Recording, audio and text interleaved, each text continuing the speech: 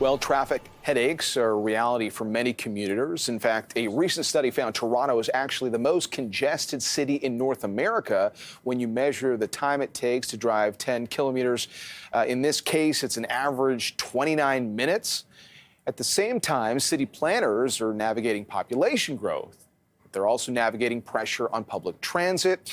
And while there are several projects currently in the works, including a new subway line across Toronto's downtown core, there are still concerns about the city's ability to deliver on transit goals over the long term. Let's get some perspective from Jennifer Keesmaat. She was Toronto's chief city planner between 2012 and 2017, now runs CollectDev-Markee, a residential developer focused on the Greater Toronto area. Jennifer, nice to see you. Great to be here. What was your reaction to hearing sort of that Toronto ranks pretty low when it comes to flexible traffic? Well, look, it's bad news on top of bad news, I guess. No one wants to be sitting in traffic. It's pretty much the biggest drain on productivity, according to the Board of Trade in the City of Toronto, is the amount of time that people spend commuting to work. We got a little boost with work from home, which meant it relieved some of the pressure from a commuting perspective on Mondays and on Fridays. But at the end of the day, we see congestion now that is significantly worse than it was in the pandemic.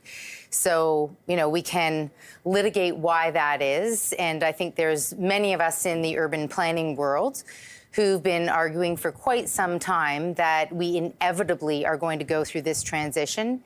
If you add a lot of people into a tight urban core, and people keep driving, you're just not going to have enough room. It's a physics problem. There's not going to be enough room for everything that's going on. So at the end of the day, we need to fundamentally transition to becoming a really transit-oriented region, and we're not there yet. So did we not really, obviously we've seen record levels of immigration in the country, and obviously there is a desire to grow the economy through new Canadians. We got an aging population. So that was identified many years ago, but there wasn't a parallel conversation on making sure we'll have enough infrastructure, including on the roads, to deal with that, basically? Well, I think there was, but we've had a problem in the Canadian context of starting and stopping our infrastructure build-out. So, you look at a city like Paris or London, England, where there is continually transit infrastructure being built in order to accommodate a significant amount of growth. Our problem is that we've built a bit of subway infrastructure. We built the Shepherd Line, then we took a decade to debate where we should build more. But during that period of time, we significantly grew as a city. We, added about 20 to 30 to 40,000 people, depending on which year you take, on an annual basis, without changing the transit infrastructure. So we're in a situation now where we're pretty far behind. We're building a lot. The Ontario line is a massive and significant investment. The Finch LRT, really critical investment, but we're years behind. So that's why we find ourselves in this catch-22 right now. We keep adding people. We haven't added the transit infrastructure. Something's going to break. There's just not enough room on the road for all the cars that you see today.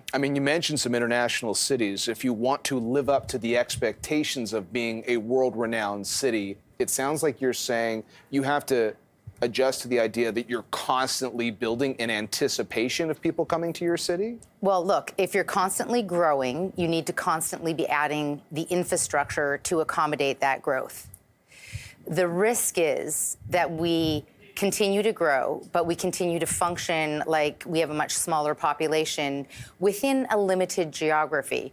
But within that limited geography, our strategy in our official plan is to add more people without adding more cars.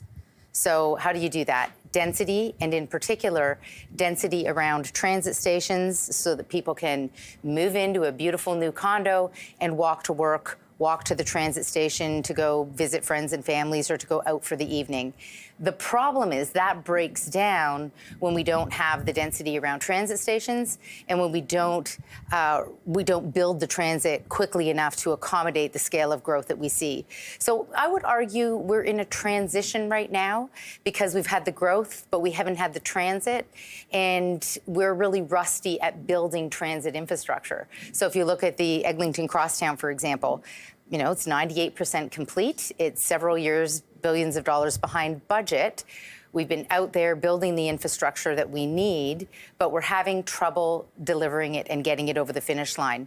So that, too, is a really critical challenge that the city faces. How do we upskill a whole variety of different segments of our public service and also our trades to deliver transit infrastructure better and more quickly? And every day we're talking about not enough housing. So it sounds like, based on what you're saying, if you can build more housing and also make sure that that housing is pretty close to available transit, that's the kind of thing you should be thinking about with the bigger cities. Well, this is the part where, it kind of blows up people's brains. It's cognitive dissonance, which is we have traffic woes, and I'm saying add more density, add more people, build out more of a walkable and transit-oriented city.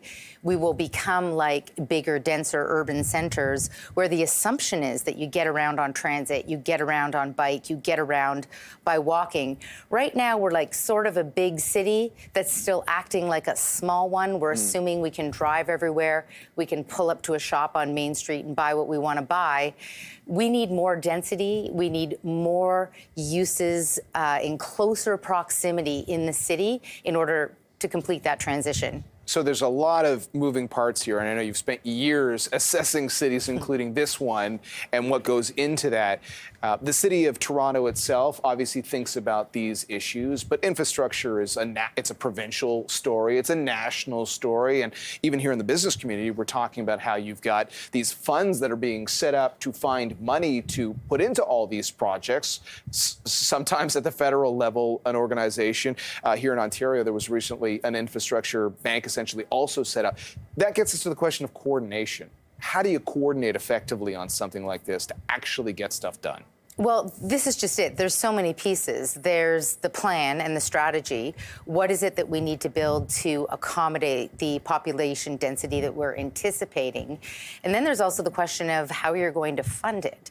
And our dirty little secret was that, a decade ago, Canadian pension funds were spending money all over the world building infrastructure in other cities of the world, but not really investing in the Canadian context. And this was really the impetus behind creating the Canadian Infrastructure Bank. The goal was really to find a mechanism to tap into some of that money that exists through our robust and wealthy pension funds, to tap into those monies and actually drive those monies into Canadian infrastructure specifically. I would argue we've made pretty good progress over the past 5 years in unlocking federal dollars, in unlocking provincial dollars, in attracting the attention of some of that capital to Canadian infrastructure projects. What we're feeling right now is we're just so far behind. The Ontario line is a transformational new subway system in the densest part of the city that allows us to add significantly more density into the heart of Toronto. But look, it's not going to be done for a decade.